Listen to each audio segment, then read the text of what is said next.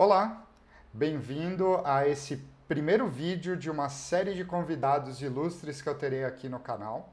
Hoje eu tenho uma pessoa muito bacana para falar comigo, é a Tieme. Ela é doutora em antropologia, uma pesquisadora da cultura humana, é professora da PUC Paraná, onde ministra as disciplinas de antropologia, consumo, internet, cybercultura e virtualidade. Então imagina que vai dar liga para falar comigo. O tema que a gente vai falar é inteligência artificial e sociedade. Vou passar aqui para ti, para ela se apresentar para você, e daqui a pouquinho a gente vai começar a discutir sobre esse tema. Vou fazer um pause só para fechar a janela. Tá. Beleza.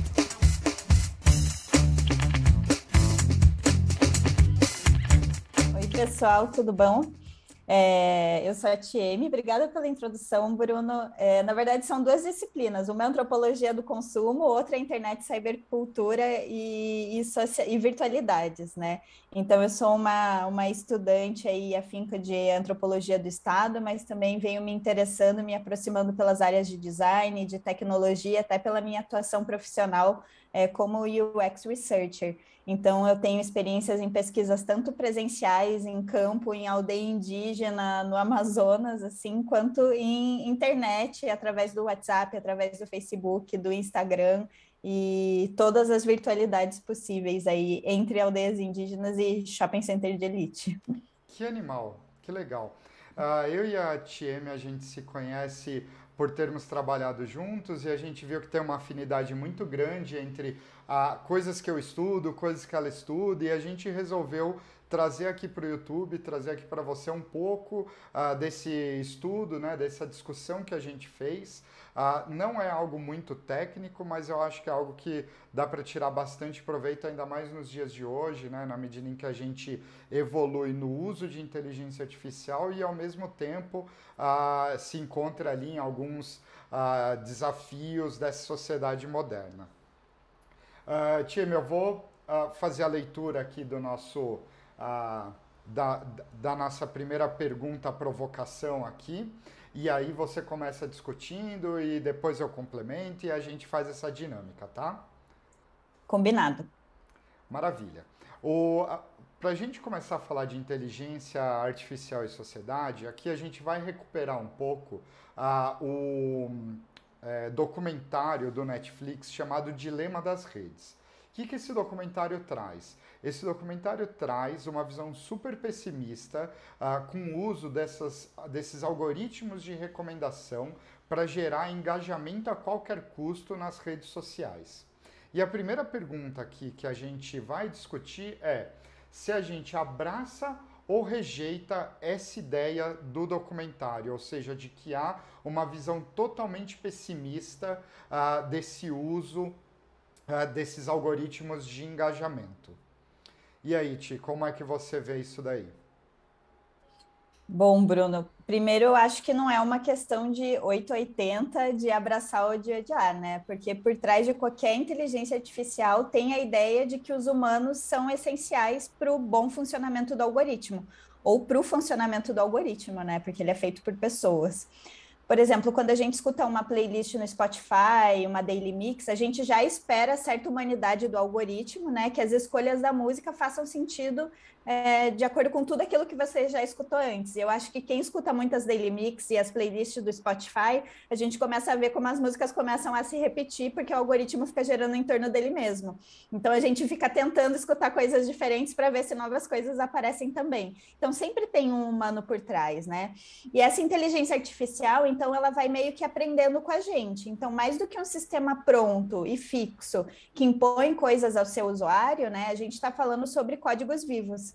E se a gente pensar o código como uma linguagem, como uma forma de colocar coisas em comunicação, né, e coisas no mundo, né, a própria língua portuguesa, se a gente pensar, né, ela vai mudando ao longo dos anos, novas palavras, novas gírias surgem, né, novas formas de dizer, e os sistemas algoritmos também, né, então mais do que essa estrutura rígida, a gente tem que ter em mente que é um sistema que ele se faz, se molda conforme ele é usado, é uma inteligência, né, artificial. E isso justamente é a potência da mudança que vem com toda essa promessa da internet, né? Promessa de horizontalidade, promessa da democratização da informação, de conexão do mundo, mas também o perigo da manipulação através dessa mesma internet, né? De criarmos uma tecnologia que supere, né? Ou que propicie uma dominação, né? De humanos por humanos ou de humanos por empresas, que é o que a gente parece que está vendo agora. Então, eu acho que a gente também adota um pouco essa ideia apocalíptica e de manipulação meio muito facilmente, assim, sem ter uma perspectiva crítica. E eu vejo que muita gente, inclusive, tem meio que uma tecnofobia, assim, cria uma aversão a essas ferramentas, essas plataformas, assim, justamente por elas representarem tudo isso. Minha posição é de que a gente precisa entender primeiro como que isso funciona antes de criticar. Claro que existe uma crítica super eu super adoto essa crítica, essa perspectiva crítica. Eu também acho que somos manipulados o tempo inteiro, mas eu acho também que a gente precisa entender como que isso é feito, como que isso é produzido, e a gente só vai conseguir entender isso estando dentro desse sistema, né? Então, é mais ou menos isso.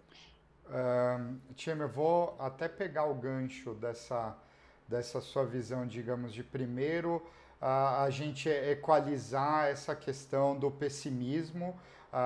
Também adoto uma crítica à questão de gerar engajamento a qualquer custo, mas eu vejo a evolução, né, da ciência de dados como a gente acredita, como a gente vê, né, hoje, na verdade, ela vem muito impulsionada pela evolução do que essas técnicas fazem dentro de uma rede social.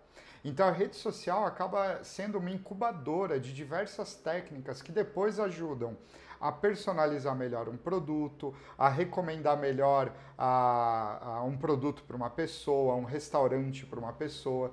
Então, no geral, assim, eu vejo ciência de dados como uma ferramenta para melhorar a experiência de pessoas na relação da tecnologia, e eu vejo esse engajamento a qualquer custo como um desvio dessas grandes corporações muito mais na linha da responsabilidade em relação ao que fazem, né, com os dados que coletam e com a informação que propaga, do que essencialmente um problema da ciência de dados, né, como se a tecnologia fosse o problema, né, os algoritmos fossem o problema.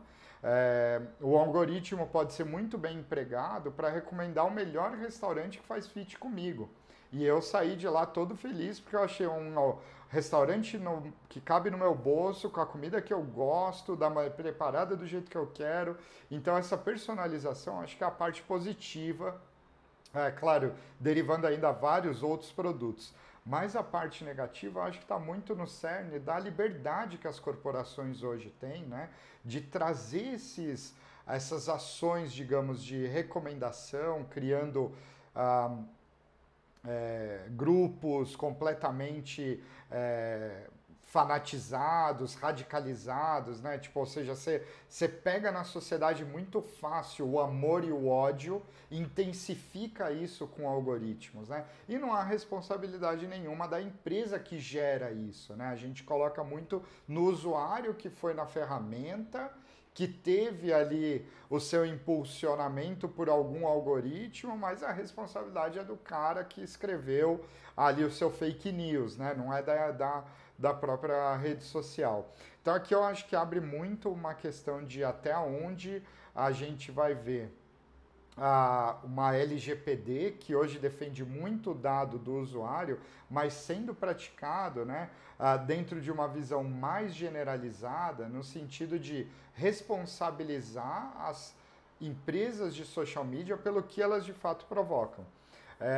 Para finalizar, assim, a gente sabe, né, de acho que uma gestora do Facebook há pouco tempo atrás, né, que sabia, ou do Instagram, uma coisa assim, enfim, desse grupo ali, que sabia que o uso da rede social influenciava no suicídio de jovens, né? Essa coisa o corpo perfeito, do olhar, do bullying virtual, enfim. Então eles sabem disso, né? Da mesma maneira que a gente estuda isso fora, eles estudam isso dentro, eles sabem, né? Então um exemplo para mim é bem aquele exemplo de uma metáfora para isso, né, que eu acho muito interessante, é aquele exemplo de como era o cigarro antigamente, né? Então, você ia pegar um avião, você podia fumar, você ia num restaurante, você podia fumar, enfim, você tinha empresas pagando pessoas para dizer que era tudo bem, que estava tudo bem, etc, né? De repente, você tem toda a ciência evoluindo, explicando o mal que isso faz para a saúde e as ações que hoje está lá no maço de cigarro, você morre, né? Então, acho que da mesma maneira que hoje a gente vive, tipo, essa época do fumar em avião das redes sociais, sabe? Tipo, tá tudo liberado e a gente ainda não entende o comprometimento que isso causa, tanto nas nossas dependências, né, de dopamina e tudo mais, quanto na maneira que a gente interpreta o mundo e vê. Legal, posso aproveitar e fazer um gancho? Adendo, claro. Não, não, isso que você falou é extremamente interessante porque bate na tecla da ética algorítmica, que seja assim, né? A gente cada vez mais está vendo como todos esses debates estão rebatendo para uma questão ética, da gente entender o que é ético e o que não é ético, e criar leis, criar um subsídio legal para regulamentar como que vai ser o uso das nossas informações. Então, o que a gente está vendo é esse momento de transição de uma não regulamentação, né, ou de as empresas tentarem se autorregular, e a gente está vendo que isso não está dando muito certo. A gente está vendo o Facebook vender nossos dados para influenciar eleições, a gente está vendo suicídio de jovens por causa do Instagram, enfim. E a gente está partindo para um segundo momento que é para entender qual que vai ser, como que a gente vai se organizar como sociedade, como a gente pode se organizar como sociedade para reivindicar que essas empresas não possam fazer isso, né? Ou que elas façam isso de uma maneira controlada e que a gente tenha consciência de como esses dados estão sendo usados. Mas eu acho que tem uma outra questão também, é que essa responsabilização sobre o uso dos nossos dados é sempre individualizante, sempre cai nas costas do indivíduo. Então, você passa 4 horas por dia no Instagram porque você quer, né? Você faz isso porque você quer, né? Porque, tipo, se você quisesse, você não precisava usar o Instagram. E eu acho que isso é um jeito da gente deixar essa discussão muito rasa, né? A responsabilização individual. Porque é um problema de tantos indivíduos, o suicídio entre jovens por causa de redes sociais é um problema que está se repetindo no mundo inteiro, que é um dado sociológico, não é um dado individual, da psicologia individual daquele jovem que usa o Instagram dessa forma. É a plataforma que está causando isso, assim. Então, acho que a primeira coisa é reconhecer, né, que a gente precisa se organizar um pouco como sociedade para entender como lidar com esses efeitos que também são relativamente novos, né, no mundo que a gente está vivendo hoje em dia. Então, acho que é um pouco isso também. Tia, eu vou puxar agora para a gente falar sobre recomendação, né? Então, tem muito sobre, recomendação, usar filtragem colaborativa, ou seja, aprender o que o Bruno gosta para eu levar para a tia Emi o que ela gosta e tal. Então, existe ali uma visão de que o problema são esses algoritmos, né? E, de um modo geral, a sociedade, né, as pessoas na sociedade usam recomendação desde que alguém experimentou algo, achou que é bom e falou para o outro, né? Então, existia ali antigamente os livros, as revistas de recomendação, né? 4 rodas para comprar carro, né? Tipo, as revistas tinham essa informação exatamente para que pessoas pudessem receber recomendação num primeiro momento, talvez dentro de uma visão sob uma curadoria de um especialista, às vezes num fórum podendo trocar, né? Tipo, existia às vezes algumas revistas que tinham fóruns, mas assim, a ação de recomendação, ela é uma ação humana, né? Que acontece o tempo todo. Como é que a gente então pode pensar, né? Qual é o efeito manada que se dispara com a recomendação, ou seja, a formação de bolhas? Esse é um ponto onde, ao meu ver, assim, existe um gap ali, um abismo ainda para a gente entender da perspectiva técnica como é que a gente modularia isso, mas entram em pontos, né, como uma provocação do tipo assim, a gente deveria ser remunerado, né, pelos dados que a gente entrega para que algoritmos façam melhores recomendações, né? E essa é uma questão muito em aberto, assim. Qual é a sua visão, Tieme? Como você vê isso? Bom, eu acho que a gente precisa separar um pouco os atores. Eu acho que a gente às vezes olha para as plataformas como muito passivas, talvez, mas elas fazem a gente fazer certas coisas, né? Então, tipo, da definição de Latour, que é um antropólogo, um filósofo da ciência, né? Ator é aquilo que faz você fazer alguma coisa. Então, um ator não necessariamente é uma pessoa, pode ser um celular que faz você ficar pegando e vendo todas as notificações o tempo inteiro, ou pode ser aquela plataforma que fica mandando notificações para você. Então, eu acho, só que também, né, nessas relações entre pessoas, entre esses diferentes atores aí que são humanos e são não humanos, né, a gente, de um lado, tem nós, que somos consumidores e seres pensantes, né, mas do outro, a gente tem grandes empresas, grandes companhias que têm um arsenal técnico, tecnológico, financeiro e intelectual gigantesco e de ponta, né? A gente tem as cabeças pensantes, talvez a maior parte das cabeças pensantes do mundo hoje está no mercado de tecnologia, né? Está trabalhando com isso, ou não sei, posso estar falando besteira aqui também, né? Mas a gente sabe que tem muita gente trabalhando nisso e pensando sobre como fazer essas plataformas performarem Muito bem melhor, né? remuneradas, né?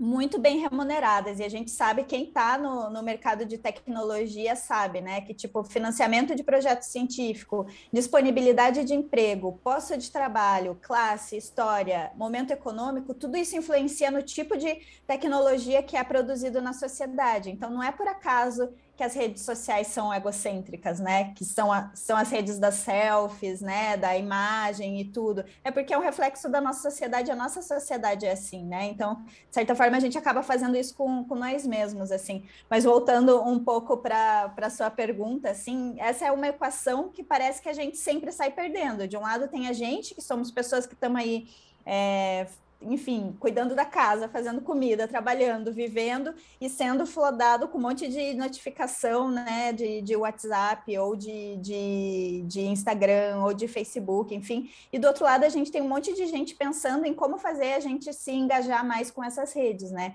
Então a gente precisa entender um pouco a tecnologia como produto dessa sociedade, né, e desses eventos históricos que a gente vive, e a partir daí pensar nessas estratégias de reverter essa assimetria, que é basicamente sair dessa bolha, né? Então, ao mesmo tempo, apesar da gente falar de um comportamento de manada, ele é sempre, daí eu volto para o ponto que eu tinha falado antes, né? Ele é sempre olhado a partir de uma perspectiva individualizante, né? Você assiste as recomendações da Netflix porque é o que você quer assistir no final do dia, né? Tipo, faz sentido para você assistir aquilo. Você escuta as playlists do Spotify porque você quer, você passa tantas horas no Instagram porque você quer. Então, vem uma crítica ao indivíduo, né? E da ação individual, de estar viciado em série, de estar viciado em WhatsApp, de estar viciado em Instagram, que encobre esse problema, que na verdade é um problema social e é compartilhado. E essa crítica é produzida dentro de um sistema de mundo que é individualista, de responsabilização individual, e que é de uma moral que é meritocrática e segmentária, né? Então, no tipo de sociedade que vivemos, é impossível que outro tipo de tecnologia tivesse surgido que não essa que faz com que a gente faça essas coisas, né? Que induza a gente a ter certos tipos de comportamentos que, no geral, são bastante egocêntricos, né? Reflexo dos nossos valores como sociedade. Mas também, só para finalizar, eu acho que o central é, primeiro, reconhecer essa influência mútua entre tecnologia e sociedade e acabar com essa dicotomia de tecnologia de um lado e sociedade de outro, como se fosse uma guerra, assim, né? A gente precisa parar para pensar novas formas de produção de tecnologia e sociedade juntas, né? Sendo uma tecnosociedade, né? Uma mesma coisa. Legal.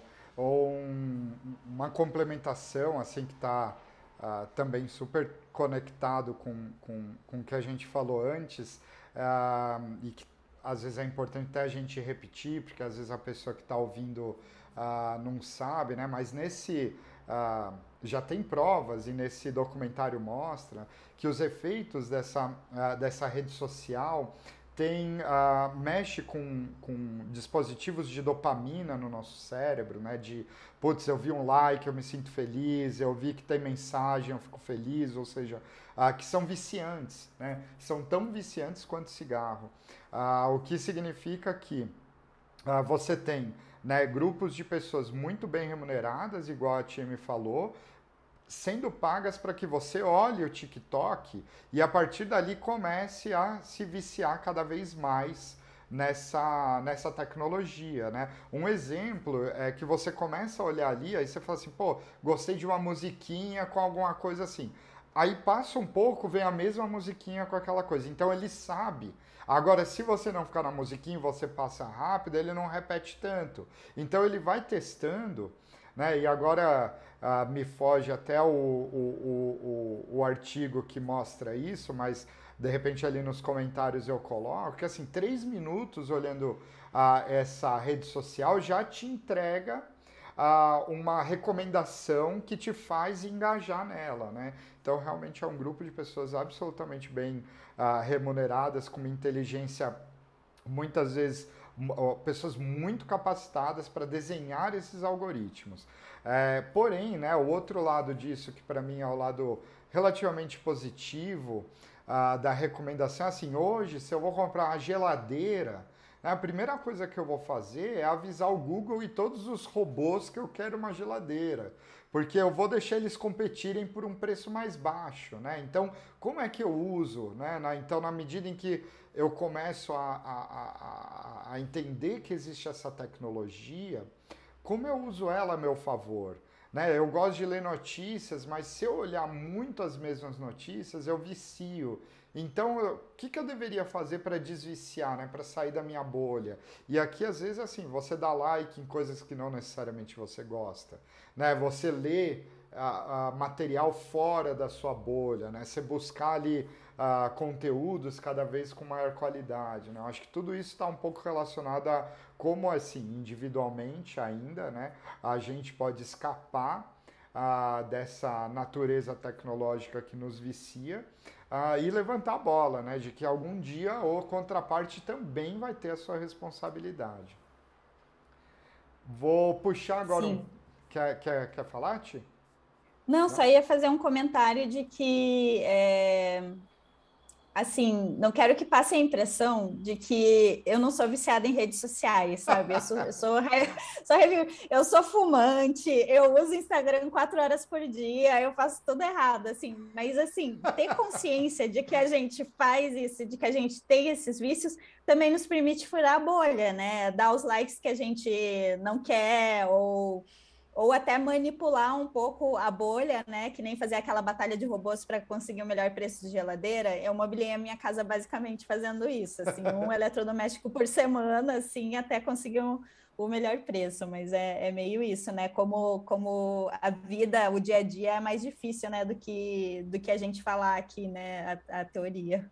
Com certeza. No fundo, a gente traz essa discussão aqui. Eu acho que tem alguns canais ali fazendo essa discussão no YouTube, gente vindo.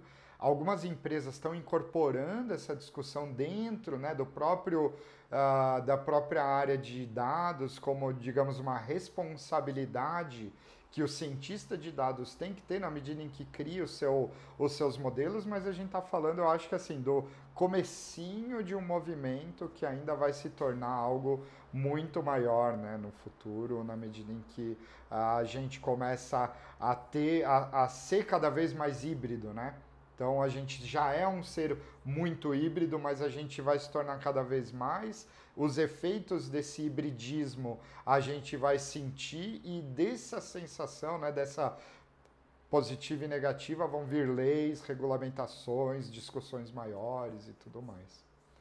Nessa linha de entender, né, a responsabilidade daqueles que criam a tecnologia de recomendação ou de inteligência artificial, né? Recomendação é um pedaço, mas inteligência artificial é um grupo maior de técnicas que envolve desde eu criar um profiling, né, criar um perfil do Bruno dentro de uma empresa que Bruno consome, quanto eu caracterizar o Bruno dentro de uma projeção que eu consiga minerar, né, dados do Bruno na sociedade e dali segmentá-lo, né, escorá-lo, criar scores, né, por exemplo, para emprestar grana, isso acontece muito em crédito, etc.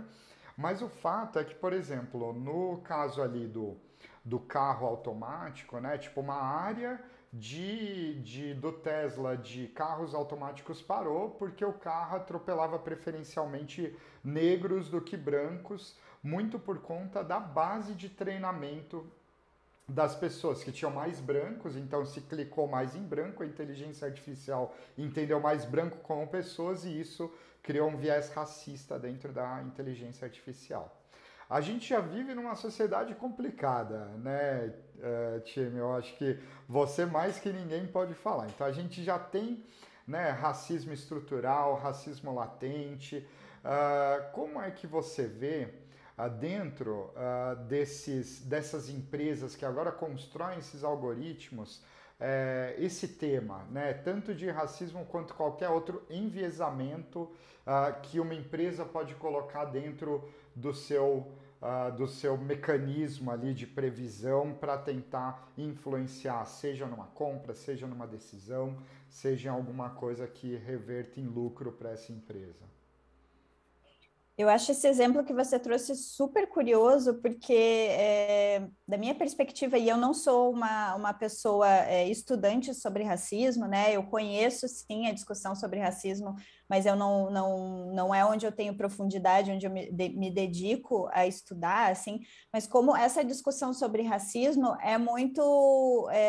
tá muito em consonância, assim, é um processo muito parecido sobre como a gente vai desencadeando mensagens de dados para a construção de algoritmos, assim. Então, tipo, fazendo esse paralelo, o racismo é uma experiência subjetiva que a pessoa que sofre vai sentir no seu dia a dia, em um olhar, em um comentário, no modo com que se dão algumas relações, mas que por ser uma experiência subjetiva de várias pessoas, ainda mais no Brasil, que a gente tem um racismo velado, que não é explícito, né? Por ser uma experiência de várias pessoas, vai se tornando um fato sociológico conforme ela vai sendo pensada e refletida e ganha o nome de racismo. Então, você olha para trás e pensa, aquilo que eu vivi lá atrás foi racismo, não foi um comentário sobre meu cabelo, sobre minha cor de pele, foi racismo, né? Para as pessoas que sofrem, esse processo de análise e reflexão vai sendo construído ao longo do tempo. Nos algoritmos, a gente tem um processo meio parecido de interconexão e desencadeamento de mensagens e de dados. Então, tanto no algoritmo quanto na sociedade, o que está em jogo é como as pessoas articulam séries de dados para dar inteligibilidade a eles, para que eles digam alguma coisa, né? Então, essa é uma passagem de dado para informação, né? Criando essa passagem de dado para informação, de dado bruto, material bruto para análise que seja, né? Então, quando a gente olha para uma linguagem algorítmica, por exemplo, a gente está fazendo esse mesmo exercício de classificação e segmentação da realidade social. Então, o que o algoritmo faz, né? O que a linguagem de programação faz, ela cria, né? Fala, você vai procurar isso nesse lugar dessa tabela e você vai segmentando as coisas e criando essa linguagem que, apesar de ser virtual, é muito concreta porque ela cria as coisas no mundo, né? Então, os algoritmos, eles criam experiências de comunidade, eles criam experiência de exclusão, eles criam vivências, eles criam relações, né? Eles criam casamentos, inclusive, lembra do Tinder que as pessoas se encontravam super, não sei nem se Tinder rola ainda, se eu já tô velha. Você falou do TikTok, eu só tô falando de Facebook e Instagram, já mostra como eu tô em outra geração.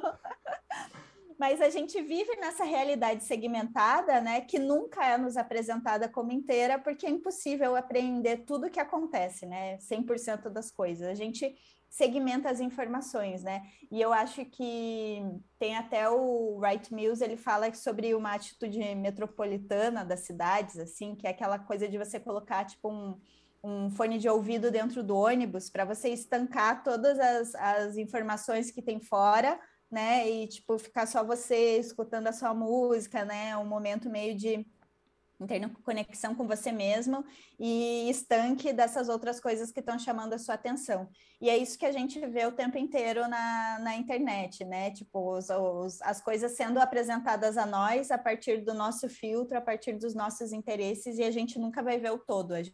Eu nunca vou ver as coisas que estão aparecendo para você, né, na sua timeline, da mesma forma que você nunca vai ver as coisas que estão sendo apresentadas para mim, né? Mas isso faz parte de um sistema endogâmico, né? Que ele se alimenta dos nossos likes, dos nossos gostos, que ele se molda conforme a gente vai alimentando essa inteligência artificial, né? Nós próprios calibramos esses filtros, né? Em um tipo de relação que é assimétrica, né? Que sempre enfim, a gente tem do lado grandes corporações, do outro lado consumidores, né? Pessoas, né? Então eu acho que é um pouco isso, assim, da gente ter consciência de que nós calibramos isso e que nós somos seres pensantes e que podemos pensar, ter uma perspectiva crítica sobre isso que a gente está fazendo também. Se a sociedade é doente, os algoritmos também vão ficar doentes, né? Se a sociedade está envolvida em ações que têm os seus preconceitos ocultos, os algoritmos também vão demonstrar. Achei muito legal, aliás, Tieme, assim, animal ouvir. Eu acho que a gente até tem que parar, dar pausa, ouvir de novo, ficar pensando, porque são muitas coisas que a gente vivencia e uma infinidade que a gente não vivencia, não experiencia. Então a gente precisa olhar para essas informações agregadas e entender no final, e aqui muito me colocando como um criador dessas inteligências artificiais, né, o que viés você está colocando, né? E para isso não é um trabalho que só um cientista de dados vai fazer, né? Você precisa levar suas análises para um antropólogo, para um sociólogo, para um psicólogo ou socióloga, né? Tudo aqui, claro, sem nenhuma definição de gênero também, mais vício de linguagem. Então, assim, porque são essas pessoas que vão muito nos ajudar, né, a entender que vieses da sociedade o meu algoritmo está coletando para tomar uma decisão, seja uma decisão que impacte diretamente a vida de uma pessoa, seja uma decisão, às vezes, até da operação da minha empresa, né? Ou seja, eu vou dar crédito ou não vou dar crédito, eu vou entregar uma recomendação de produto, não vou entregar, né? Isso que a gente está falando só dessas coisas mais simples. Imagina num trabalho de Tinder. Tem uma coisa muito interessante sobre isso, né? Que são alguns vieses de sociedade que são tão intrínsecos à sociedade que os algoritmos precisaram replicar, que é um case de um algoritmo de dating também, que era o seguinte, né? Ele começou com todos os homens podendo ver todas as mulheres. E aí, o que acontecia, né? As que eram ditas mais bonitas, ou seja, um consenso social de beleza, eram as mulheres muito procuradas. Então, sei lá, as mulheres mais encorpadas, bonitonas, tinha um monte de homem correndo atrás, desde os caras mais feiosos ou os mais bonitos indo atrás dessas mulheres.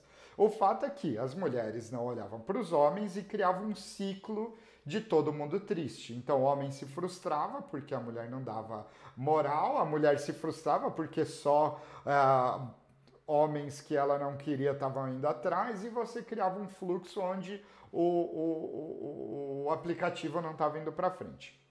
E aí os caras dividiram isso, fizeram assim, vamos fazer o seguinte, né? Vamos criar rating de expectativa de beleza e vamos fazer com que grupos de rating parecida que possam se olhar, para que mulheres que estivessem dentro do mesmo rating dessem moral para homens que estavam no mesmo rating, e assim foi. E isso criou um círculo virtuoso da aplicação, onde as mulheres bonitas aí vinham, né, os homens bonitos falarem, e aí criava ali, né, uma visão, digamos assim, que é o que você veria numa balada, né? Tipo um cara, talvez numa balada um cara mais assim, feio teria mais vergonha, né? Tipo, e aqui, gente, eu falo feio e bonito muito numa visão de consenso sociológico, né? As pessoas de uma balada, elas fazem um consenso de beleza e dividem as pessoas em grupos, né? Esse daqui é bonito, então...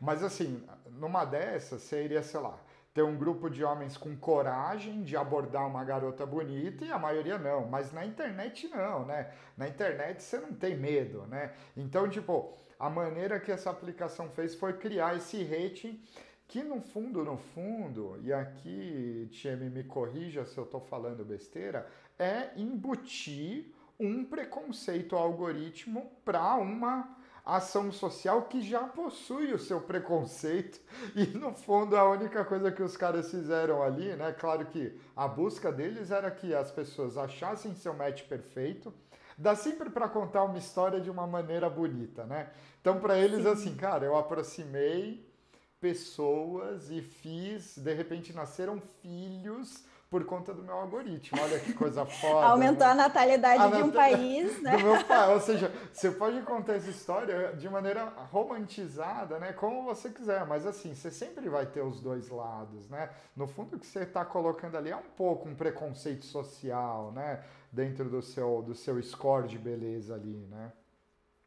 Sim, isso que você está falando é muito legal, porque fala também sobre esse modus operandi da tecnologia, que é como a tecnologia funciona, que é basicamente medindo as coisas, né? Então, você mede beleza, você mede pessoa, você mede operação, você mede produtividade, né? Você está o tempo inteiro medindo coisas, inclusive coisas que são meio subjetivas, né? Do tipo, o seu conceito de beleza talvez seja diferente do meu, que vai ser diferente de outras pessoas, né?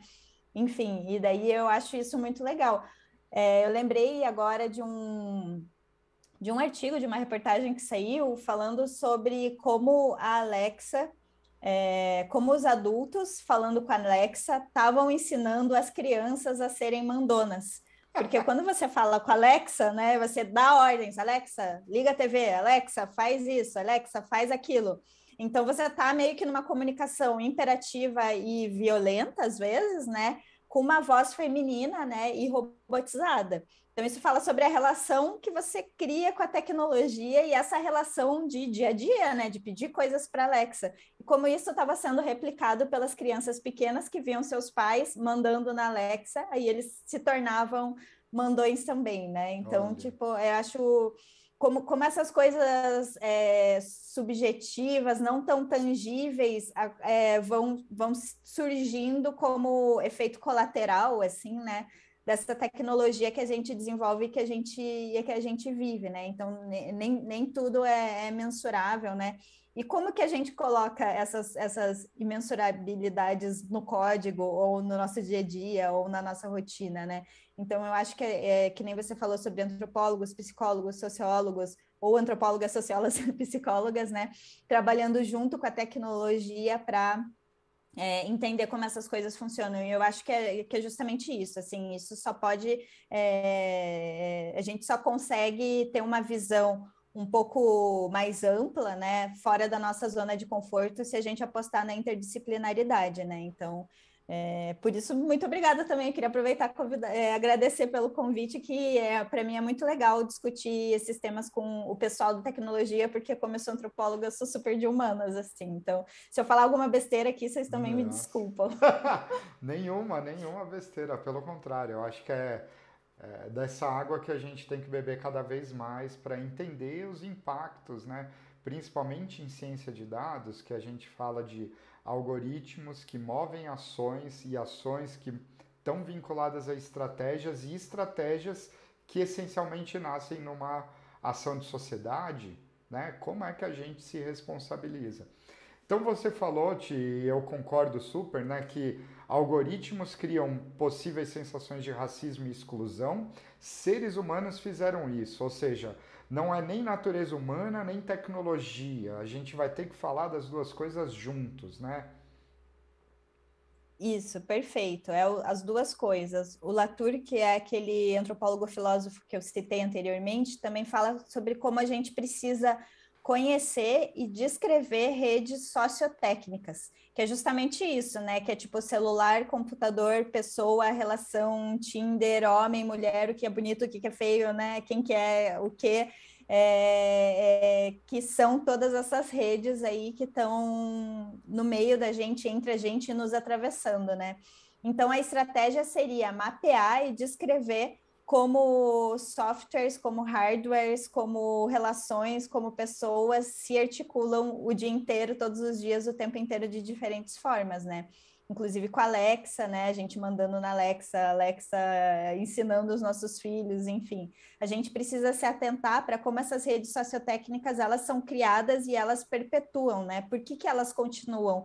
O que funciona para que elas se mantenham como elas estão, ou que elas continuem se reproduzindo da mesma forma que estão, né? Tipo, o Facebook não chegou a... Hoje em dia a gente até considera que eles estão em meio que um declínio, eu não sei como, não é bem a palavra que eu queria usar, mas, né, então, a gente está vendo uma super ascensão do TikTok, talvez uma estabilidade do Facebook, o Instagram já estava bombando, agora não mais tanto, né? Mas o que faz a gente ir para uma rede ou outra? Como que essas redes estão se reproduzindo? O que elas fazem e o que elas estão falando sobre nós mesmos, né? Então, eu acho que o foco é um pouco assim, né, em como a gente cria relações com os outros pelo Facebook, como a gente cria relações com nós mesmos pelas selfies do Instagram.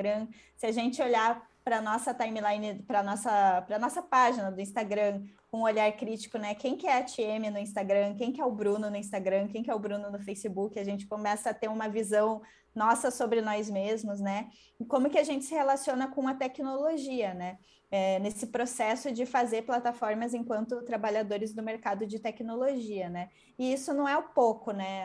Ao segmentar as realidades, colocando esses filtros, criando essas bolhas, esses mundos que são calibrados por nós mesmos, a gente acaba sempre direcionados nesse propósito que é de converter, de entreter, de controlar, que não é a gente que está fazendo, né? Que são outras pessoas que estão colocando. Então, a tecnologia é um reflexo da natureza humana, né? Da sua pergunta, a natureza humana é a tecnologia, porque ela é parte da natureza humana, né? Ela é produto da natureza humana. E atualmente a gente é ciborgue, você tinha falado um pouco sobre isso, né?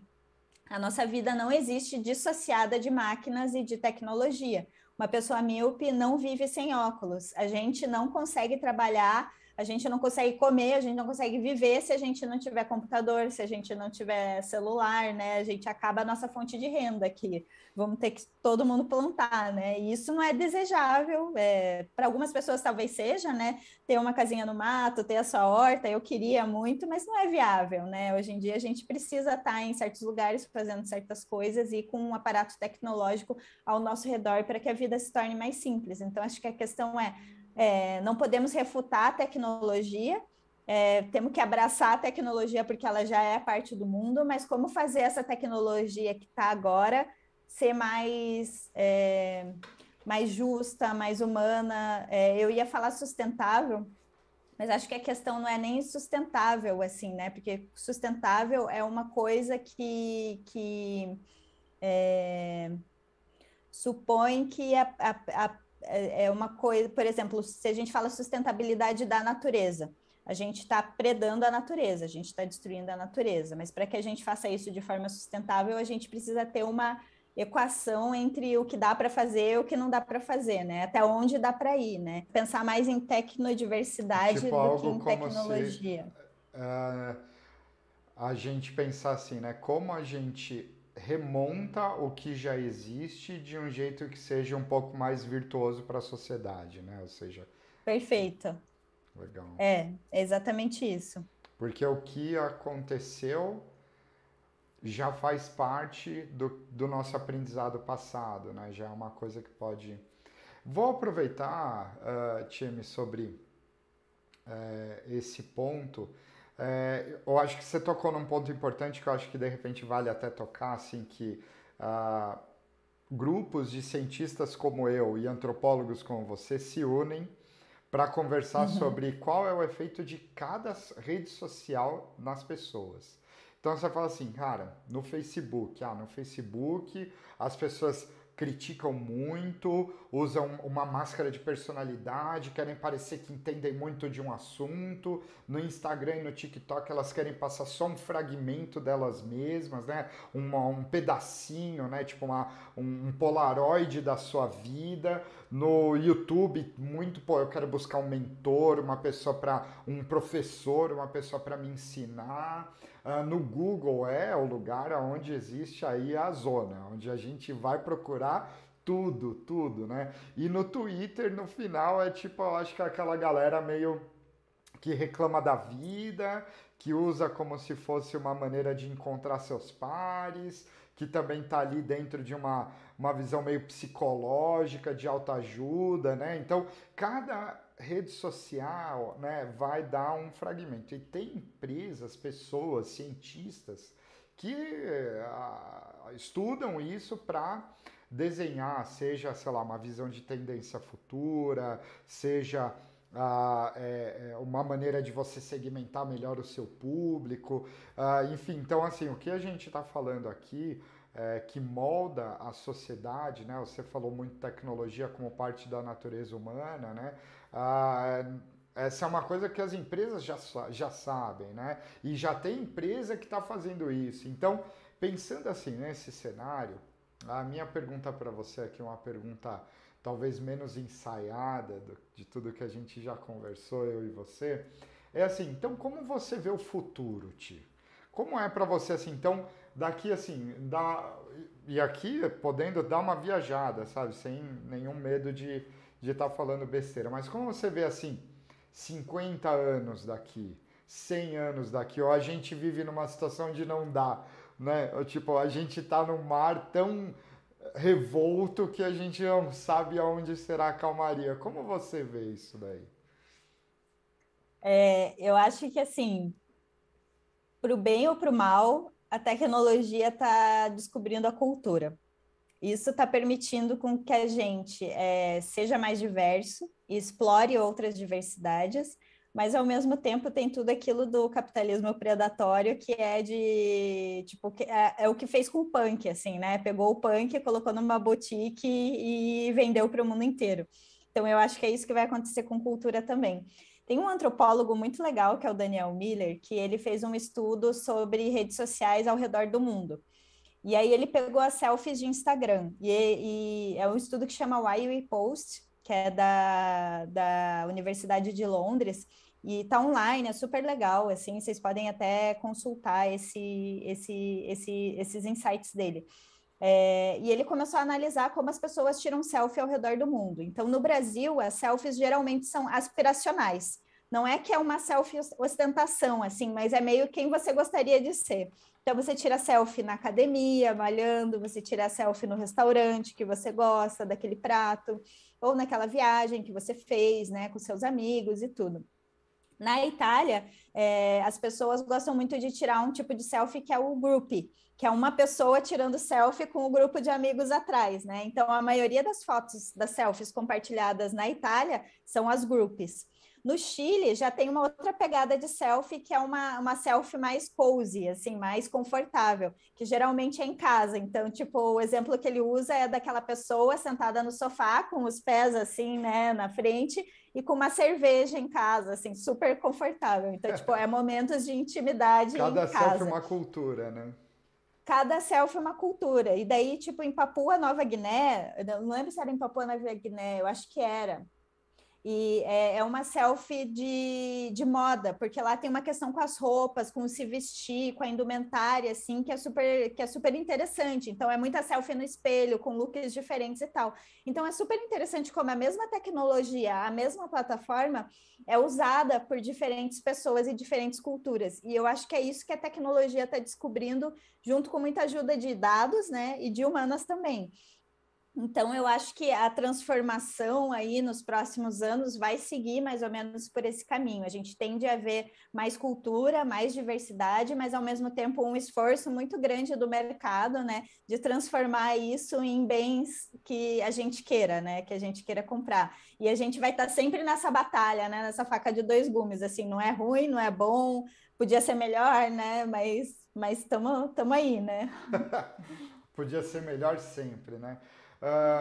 Time, foi um prazer enorme ter você aqui. Por mim que a gente falaria mais, né? Falaria do novo filme ali do Netflix, do Cometa Destruindo a Terra. Acho que vai ser um papo muito legal. Espero tê-la como convidada aqui no canal de novo. Acho que assim, cresci muito com esse papo, né? Só cresço nas conversas com você. Para você que está assistindo, fique conectado aqui com a gente. Vai ter mais TM se ela quiser novamente. Vai ter mais de mim também aqui falando com vocês, se tudo der certo nos próximos tempos. E Ti, quer fazer essa despedida aí? Tem algum... Quero, super quero. Quero te agradecer demais, Bruno. Foi muito bom trocar essa ideia com você, sempre é. Minha cabeça sempre sai explodindo de ideia, e você falou do filme da Netflix, a gente podia ter falado sobre isso também, mas de repente fica para a próxima. Super topo participar, eu queria agradecer demais pelo diálogo e foi muito, muito, muito rico, então muito obrigada mesmo. Legal. Então, lembrem de se inscreverem no canal, dar like, apertar o sininho para receber as recomendações dos algoritmos, me escreve se precisar de qualquer coisa, basta entrar ali no site brunogolfetti.com.br e te espero no próximo vídeo. Um abraço.